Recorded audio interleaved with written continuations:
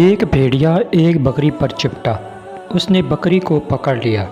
چراوا اس کی تلاش میں نکلا۔ اس نے بکری کو بھیڑیے سے چھین لیا۔ بھیڑیا اپنی دم زمین پر ٹکا کر بیٹھ گیا۔ اس نے کہا، تو اللہ سے نہیں ڈرتا؟ تو نے میرا رزق چھین لیا جو اللہ نے مجھے دیا تھا۔ یہ سن کر چراوے نے کہا، اے لوگو، بہت تعجب کی بات ہے۔ یہ بھیڑیا مجھ سے انسانوں کی طرح باتیں کر رہا ہے۔ اس پر بھیڑیے نے کہا، سن، اس سے زیادہ تعجب کی یہ بات ہے کہ حضرت محمد صلی اللہ علیہ وسلم یثرب میں ہیں، جو لوگوں کو ان باتوں کی خبر دیتے ہیں جو پہلے گزر چکی ہیں۔ اس کی بات سن کر چراوے نے اپنی بکریوں کو ہنکایا یہاں تک کہ مدینہ منورہ میں داخل ہوا۔ اس نے بکریوں کو ایک طرف کھڑا کیا اور خود حضور نبی کریم صلی اللہ علیہ وسلم کے پاس آیا اور آپ صلی اللہ علیہ وسلم کو اس بات کی خبر دی۔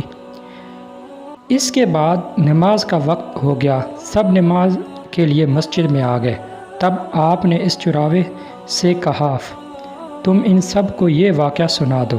اس نے واقعہ سنا دیا۔ تب حضور نبی کریم صلی اللہ علیہ وسلم نے فرمایا، اس نے سچ کہا ہے، قسم اس ذات کی کہ جس کے قبضے میں محمد کی جان ہے۔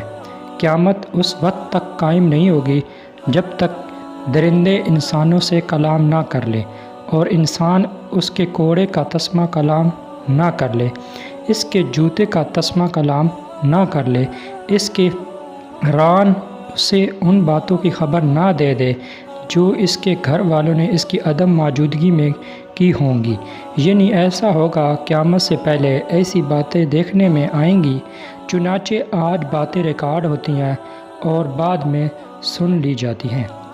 اسی طرح ایسے آلات ایجاد ہو چکے ہیں کہ چھڑی میں نصب کر دیے جاتے ہیں، جوتوں میں لگا دیے جاتے ہیں۔